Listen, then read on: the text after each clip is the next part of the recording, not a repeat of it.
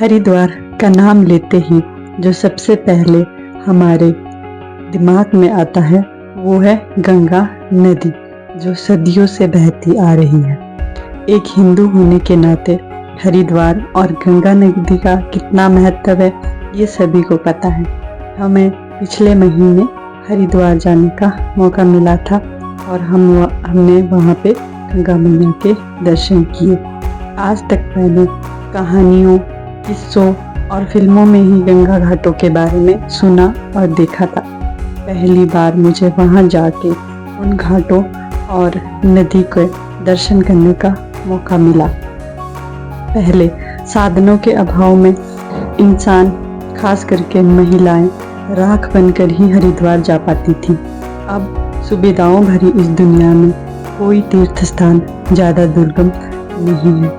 हरिद्वार के बारे में जो बातें मैंने किस्से कहानियों में दादा दादी, मम्मी पापा और बूढ़े बुजुर्गों से सुनी थी, अब गंगा घाट वैसे नहीं रह गए हैं। हरिद्वार बहुत ज़्यादा बदल गया है। जहाँ पहले शांति हुआ करती थी वो लोगों के शोर में बदल गई है। जो सुकून होता था वो भीड़ और भगदड़ में बदल गया है। जो ज्ञान और मार्गदर्शन संतों और पंडितों से मिलता था वो पैसे कमाने का जरिया बन गया है। जिन घाटों को जन्म जन्मांतर के पाप धोने के लिए प्रसिद्ध माना जाता था वह गंदगी से भर गए हैं। वह स्वयं को भी साफ नहीं कर पा रहे हैं। विश्वास चप्पल की चोरी में बदल गया है। लेकिन जो बदला नहीं है वो है गंगा नदी।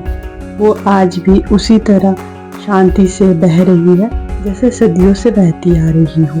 उसी तरह से सभी लोगों का मार्गदर्शन कर रही है जैसे सदियों से करती आ रही है। उसी तरह से लोगों में आस्था और विश्वास बनाए रखा है जैसे सदियों से रखा है। गंगा मैया ने हमें सिखाया कि समय और इंसान जितना मर्जी बदल जाए तुम अपनी चाल से बहते रहो। अगर तुम्हारे रास्ते में कोई रुकावट आती है तो अपने बहाव को इतना तेज रखो कि वो रुकावट तुम्हारे सामने छोटी पड़ जाए और वो कभी तुम्हें ना रोक सके। जो इंसान तुम पे भरोसा रखता है, जो इंसान तुम पे विश्वास रखता है, वो हमेशा ही तुम्हारा साथ देगा और हमेशा ही तुम में अपना विश्वास बनाए रखेगा। चाहे तुम्हारा समय कितना भी खराब क्यों न चल रहा हो, जो तुम्हारे शुभ चिंतक हैं, जो तुम में आस्था रखते हैं, विश्वास रखते हैं, वो कभी भी तुम्हारा साथ नहीं छोड़ेंगे। तुम मेरी तरह हमेशा सदियों सदियों तक बहते रहो और इसी तरह आगे बढ़ते रहो।